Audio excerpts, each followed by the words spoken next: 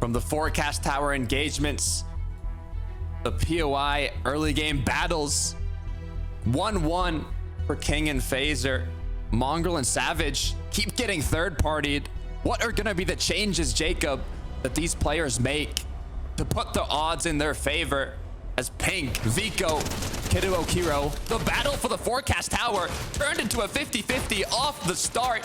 Weapon goes to Kiro and Kido, and looks like they are going to take the 2 elims. Well, that's one way to take control of the forecast tower instead of waiting. And that's what I was talking about. The camping, getting there first is important, but the fights all around the map are just starting so quickly. Thomas goes down after a miraculous performance as a solo. It's going to be all up to Queasy here by himself, but he definitely does have the hammer pump and the striker. If he can solidify one of these fights into a 1v1, he will have a huge chance to clutch up.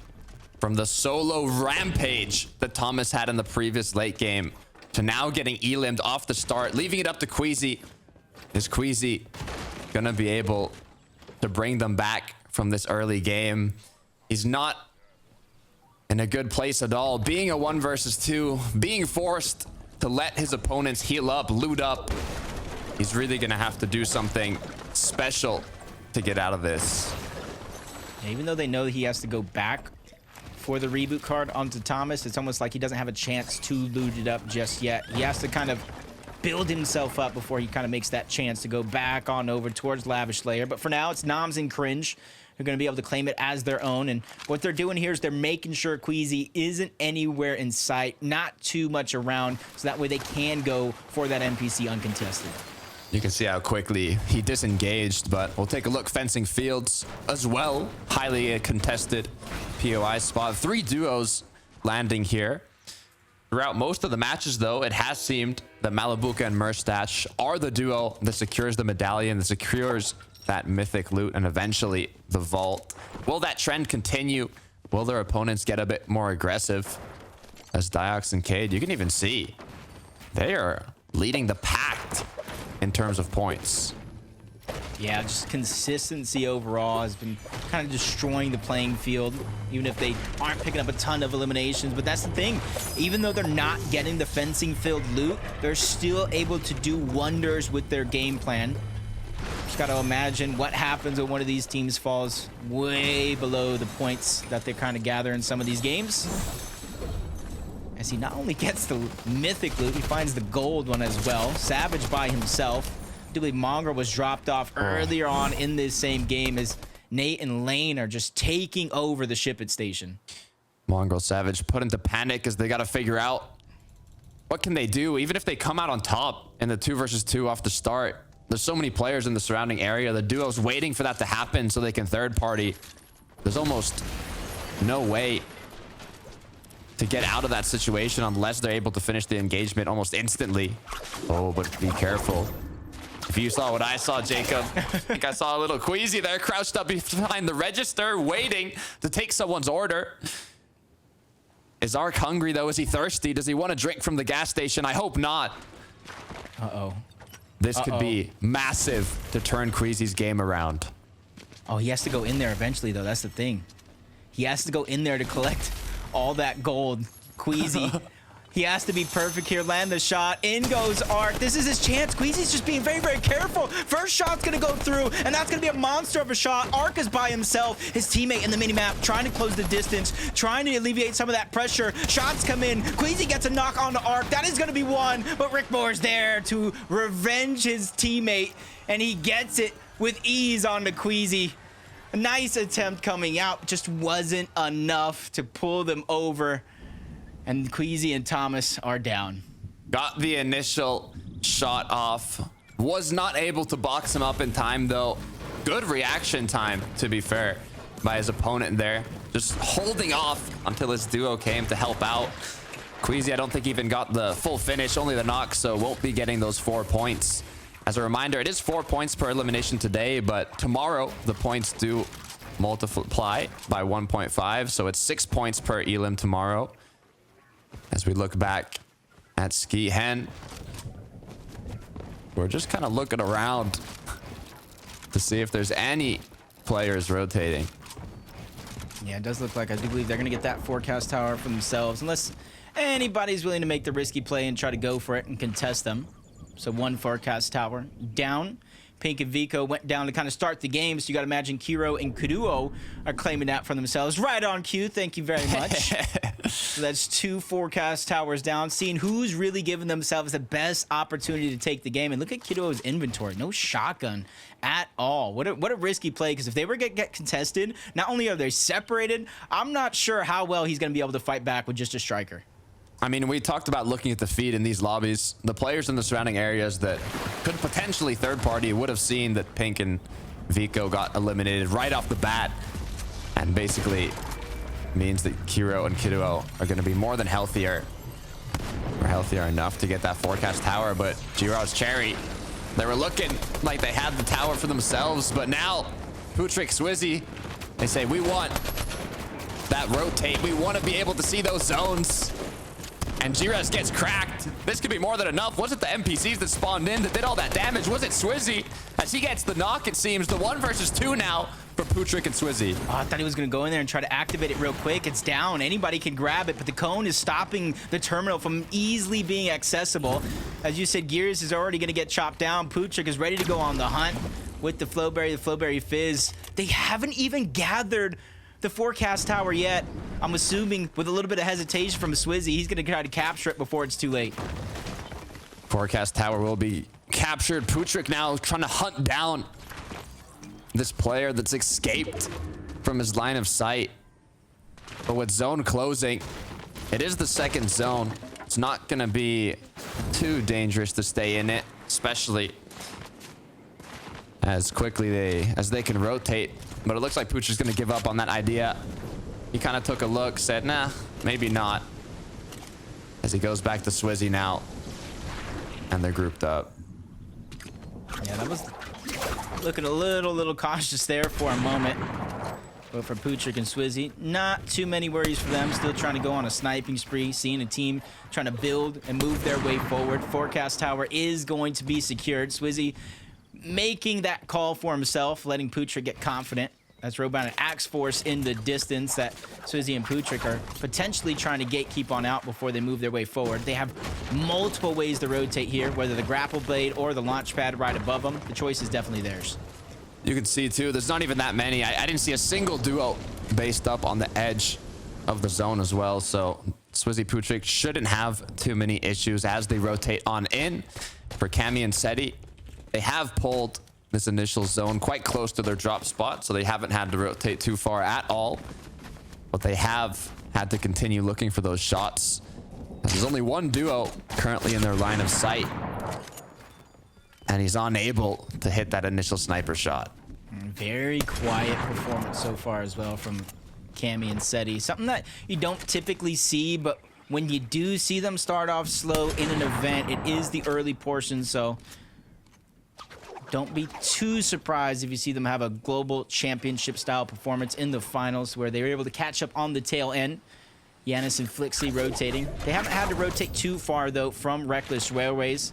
They're just trying to leave the POI, get some surge, backtracking their steps. They know where all the loot is at over here towards Reckless Railways, so it won't be hard for Flixley to find the HP he needs. See on the mini map, there are a few duos, but they're all kind of in the surrounding areas of Reckless. Nothing too close. For Eclipse and Dexy, though, what's gone wrong here? Porhawa is going to be the player up against them. No duo partner, so it's a 1v1. A team that plays so well. Multiple second places throughout the qualification process. Even got a first place just to get this far. Doesn't want to give up on that play. Eclipse is still going to be knocked. Dexy's the one that has to play defensive. Porhawa goes in, doesn't land the shots he needs. Everything gets turned upside down. Eclipse, the revive was actually able to go off. Now it's a 2v1. Porhawa has to make the decision. Do I continue to hold my spot or disengage? And that decision is going to be made rather quickly with him running out of materials, running out of time. Dexy, Eclipse, they're going to continue to be on the chase. And it's a short-lived chase as they find the elimination and send that full team back to the lobby. Perfect timing to pick up his duo partner there. Porhawa unable to stop it. leading to his demise. Volko, Vortexers now right beside Ping and Mixon's box, just kind of eyeballing them down. You can tell they're hungry. They want something here. They want a little snack. Issue is, third zone is quite a ways away. They will have to make a rotate here, but at the same time, if they can get a bit of damage, I don't know. The question is, who's going to rotate first? Who's going to be the duo to kind of initiate this? As there's also a lot of players in the surrounding areas that are going to be doing the same. Yeah, I can imagine yelling at each other through the cones. You rotate first, because you know as well as I do what you're kind of alluding to. If you rotate first, you're susceptible to kind of getting tagged up. You're susceptible to kind of getting focused there in the lobby.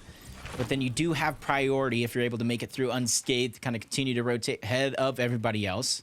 Malibuca and Mustache, they made that rotation very, very quickly in this game to try to get them a spot, which isn't too far off from their POI. Just south of them is going to be fencing fields, but they're separated. Mustache has a tower on top of a small hill. They're just trying to increase the chances of them being able to get surged so they don't have to worry about it later in the game during rotations.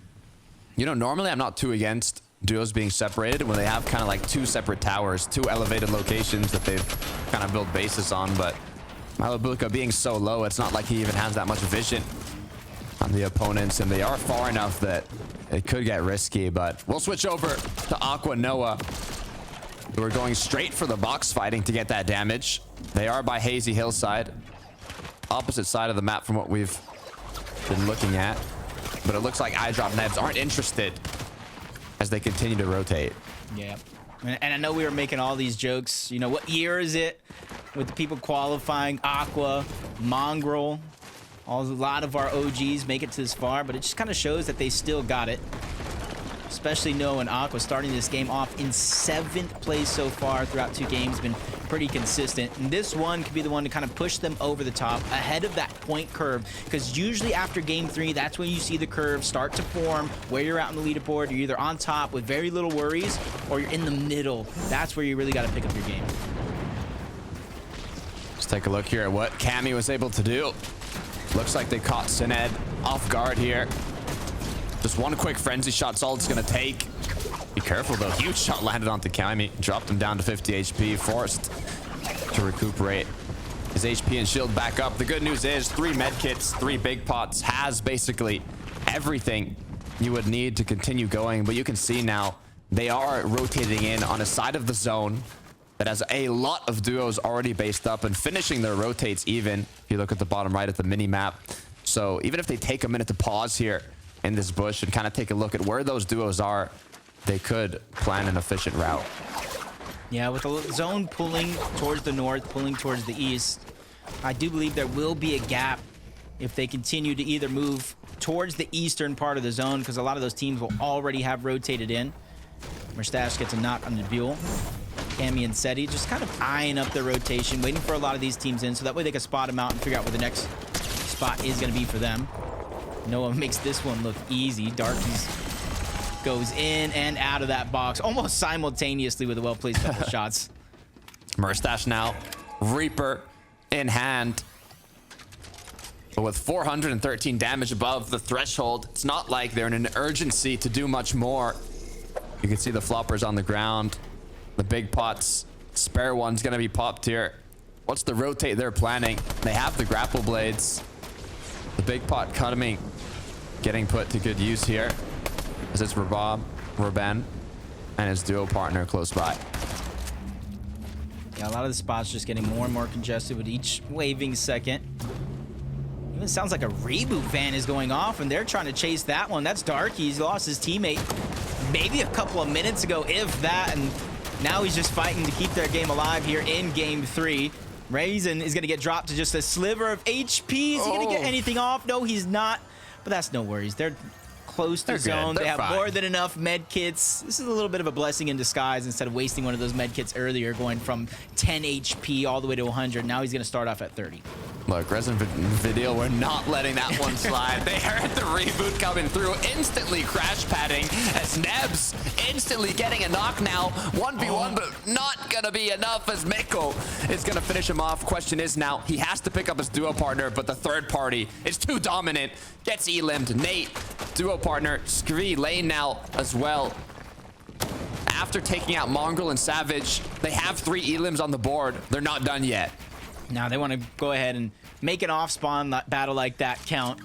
Kind of get as many points as possible because nothing is guaranteed going up against a team like Mongrel and Savage, especially with multiple third parties that we've already seen throughout 3 games wanting to disrupt that and try to pick up points on any weak opponents. They have so much distance to cover before they find that safety in towards the zone. And since they got to go over the mountain, they can't even crash pad right out of the gate to get there. The zone's always difficult on thin ice in the hills. It opens up some opportunities to kind of use that natural environment to block some shots as you rotate. But at the same time, when it's full of duos, full of players doing the same, it makes it that much more difficult. And look at this. Once again, Jacob, the kind of bush base, I guess I'll call it, that Janice and Flixie have continued to do, where I'd say it uses just as much materials as a regular box, but you have a lot more vision. And the opponents don't even know exactly where you're taking those shots from. You can see now all the rifts from Rift Island coming through, the launch pads, a bunch of birds in the sky. They're basically just aim training right now.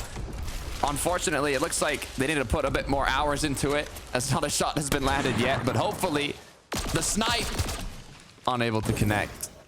Yeah, I got to be thanking Yanis there for grabbing that smart pistol. The few shots that were able to connect and get them above the damage threshold, or continuously, I should say, came from that smart pistol with the lock-on feature. Reason to deal under pressure yet again from one fight to the next. That's Casper on the other side, and a quick knock going to be found by Reason. Duo has no other choice but to disengage and continue moving forward in zone. And another lifeline has been grabbed by Vidil and Reason, because look at the med kits, look at the shields and the material they were able to get because of that. You're gonna see now, it is 6 zone. It's gonna be ticking 2 every second here, so they will have to pop some med kits. They have the Flowberry Fizz to grant them that mobility boost, even the grapple blades to continue, but by this zone, you can see there's a lot of duos already built up on the edge, so they will be looking back, especially if they heard shots. So Resident Vidil are gonna have to be careful here, but do they even want more?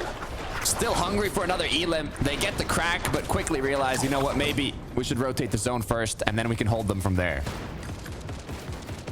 Great decision for them, because now when the zone does open up, there's going to be a lot of space for them to work with.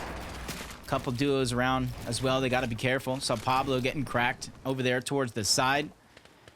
Kiduo and Kiro teamed up as well. Lazen forced to be by himself until Lox reunites. He was the one that got tagged up on the edge of zone not too long ago. Malibuca Mustache, almost 300 damage above the threshold. This is a team that we thought being contested was one of the worst things that can happen to them, and I feel like that's a blessing in disguise the way they're playing. 100%. I'm thinking back though, Kiduo, they do have the forecast tower, so seeing that they're based up on the edge could be, because next zone is going to pull there once again. Pixie though, only 8 below, but that 8 damage is going to be enough to potentially take him out of the match here. There it is, gets eliminated the Storm Surge. Mustache Malibuca gonna be rewarded now with a mythic item and a medallion. More than enough loot here, and it's King Phaser beside them. That's their second medallion, second mythic weapon.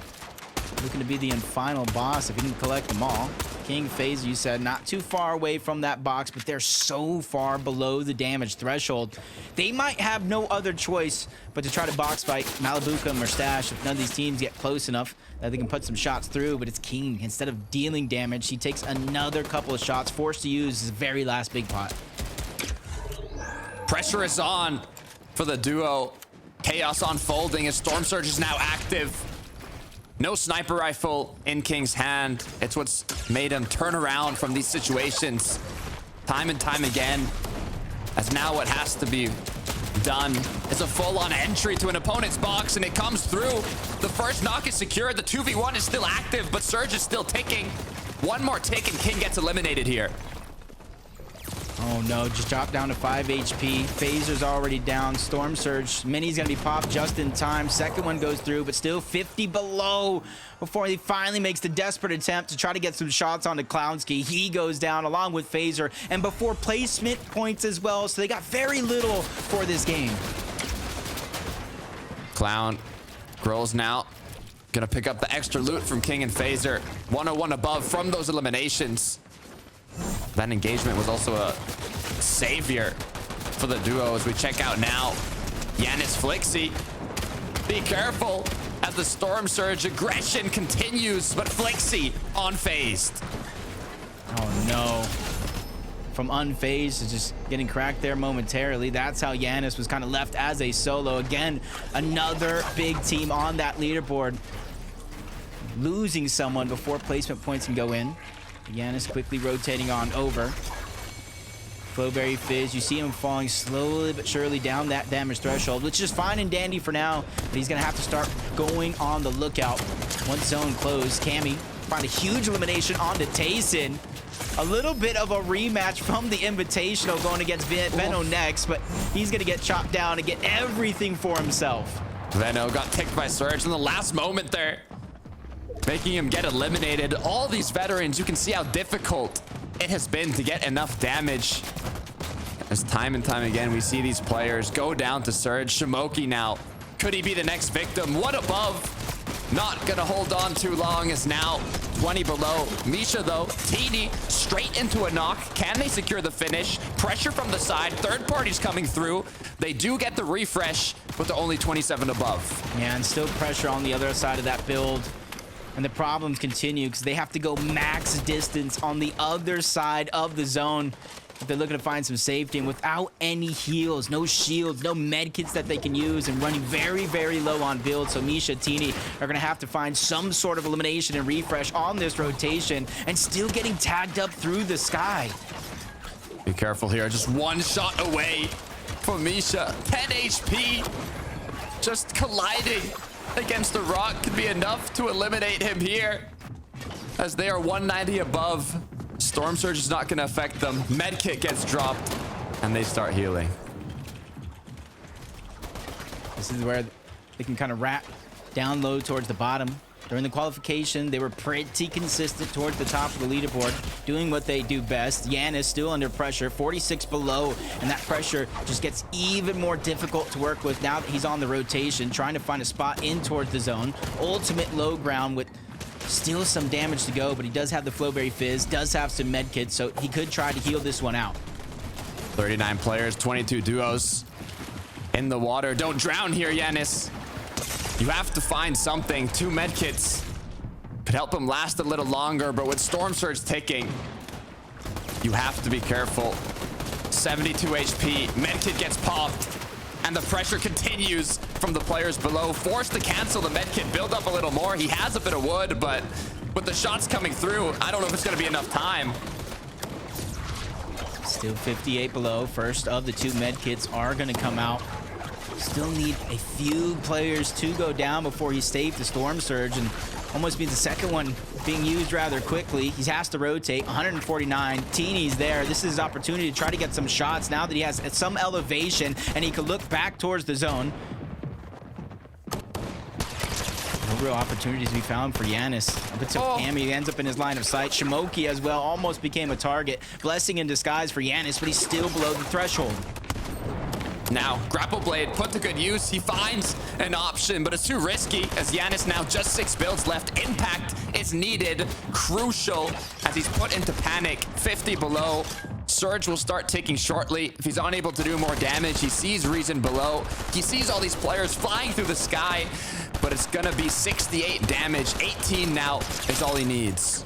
Barely is able to get above. A couple of shots like that is going to give him a little bit more room in terms of comfortability before he goes to the front side yet again. Doing wonders here as a solo, but a refresh is going to have to come through. Out of materials, out of resources. Volko's Vortexers. First one's on the high ground, but Vidil on that mid layer. He could be the one along with Reason to try to take over that high ground.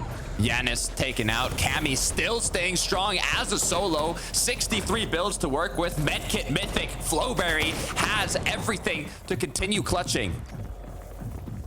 This could be his opportunity, but time is slowly but surely running out. Reckless Railways give him a little bit of separation with those builds that are already there. Reason, Vidil still battling for that high ground, but a lot of damage has been taken. They're going to get pushed further and further down low thanks to Vortexers and Volko. Could this be it? Will they want to go for the high ground. Vortexers and Volko holding strong, but for how long? As there's only 7 builds left for Volko. Chop down now. Opportunity arises for their opponents as they build up. It's Axe Force looking to take it. That was his chance. Roban's there to back him up. Volko doesn't have any builds. He cannot keep getting up higher and higher. He's going to have to let the fight come down to him, and that's exactly what came through. Vortexers did a good job of battling both Axe Force and Roban down, and even elimination happening to the backside of zone, but he wasn't able to get the mats. He's out of mats and out of time. Cammy still up though, 4 elims to his name now, 18 builds as he continues to clutch as a solo, but boom, eliminated. Vadil, 5 on the board, Reason knocked down. That's the med kits that he was able to found, and immediately starts putting them to work, trying to stagger himself back, get a couple more placement points. Vortexers, Volko, they had high ground, and they're doing a good job of holding on to it, but both of them are weak. Slivers of HP, only shield to get passed around. Ping, 1 shot away from securing an elimination. He does it. No medkit picked up though as he's continuing to build out. Mats are running low. It is a full duo down below. It is a full duo up above. The 2 versus 2 as Volko gets cracked. That is a big shot, but Mixon goes down. It's all up to Pings. No HP, no builds. Grapple plating to high, but it's not enough. A huge shutdown for Vortexers and Volko to take game 3. And they were the team Takata that was able to not only grab high ground, but finally hold on to it to the very end. A crucial hammer pump shot to secure them the victory royale. They were contested through the late game. People time and time again trying to take the high ground from them, but they were landing their shots. They were connecting what needed to be connected, and from that, they got the win. Yep, that team that you were talking about battling for the high ground, Roban, Axe Force, they were immediately dethroned and sent back to the lobby to watch this masterpiece. They knew they had their opponents down. They knew they had them out. They wait for the grapple blade, and 2 well-placed shot ends that run. Volko, Vortexers have finally awakened for their slumber. We have not seen a single heal off today. It's been non-stop action in these final moments. You can tell the level that this lobby is at. Yep, but this is it. Game 3 is over. We finally have reached the halfway point of day 1 of the EU FNCS. I'm going to throw it on over to analysts to let us know where everybody stands on that leaderboard.